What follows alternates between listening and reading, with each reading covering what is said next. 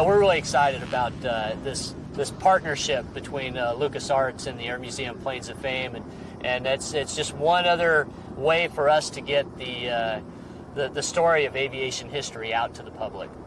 It's one thing to sit at a coffee table and talk about how it was in the old days, but when a veteran can come out here and can lean against the P-47 and lean against a Hellcat until, that brings a lot of personal feelings right up. And we've had the opportunity to witness a lot of that, and it's pretty interesting. At the Chino facility, we have the USS Enterprise CV-6 hangar, which is a kind of a living replica of the hangar deck of the famed World War II aircraft carrier. And it houses many of the Air Museum's naval aircraft, including the F-4U Corsair, made famous by TV series Baa Baa Black Sheep. We have the Hellcat, the Grumman F-6F Hellcat, which is really had the highest kill ratio of any fighter during World War II at 19-1. We have a Wildcat, which is the kind of frontline fighter for the Navy as war broke out. We have the SBD Dauntless, one of only 3 flyable Dauntlesses left in the world. That's kind of aircraft made famous by the Battle of Midway. And then we also have a TBM Avenger. TBM Avenger, built also by Grumman, was a torpedo bomber, and same type of aircraft that our former President George Bush flew during World War II. Well, I'll say the Air Museum Planes of Fame is really excited about the new game that's coming out by LucasArts, the Secret Weapons Over Normandy.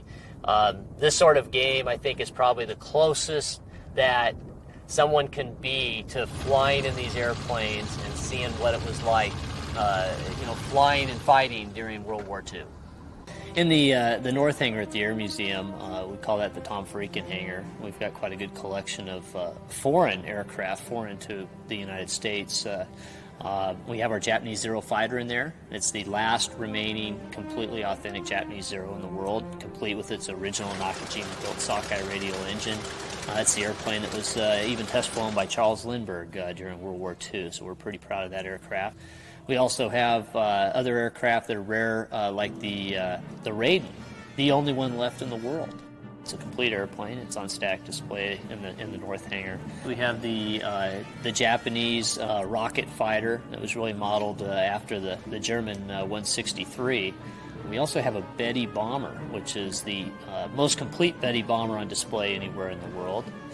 Some of the British airplanes we have, the Hawker Hurricane, and then we also have the Mark 9 Spitfire that has a unique history, having shot down 2 Messerschmitt 109s and shot up a 190. There are so many of the veterans that are telling their story finally. It's finally time to pass that on, and the stories have always been out there, but I think now, in our society too, there were times in Hollywood where the war story was all about the bullets, and about the hardware. But now it's a human side. Every story's got a human side, and these guys, friends and foes that fought in the war, there's some amazing things that they did and why they did them. The German aircraft here at the Air Museum Planes of Fame, we've got a few original aircraft and then also a few life-size replica aircraft. The replicas include the Messerschmitt 163 rocket-powered interceptor. We have a V-1 buzz bomb, a Natter interceptor, the Heinkel 162 is an aircraft that was captured and brought back to the United States and was even flown by Bob Hoover, Muroc Dry Lake, towards the end of World War II. You ask what the difference between a static collection and a flyable collection is, and we always equate it to what a wax museum is like versus going to the zoo.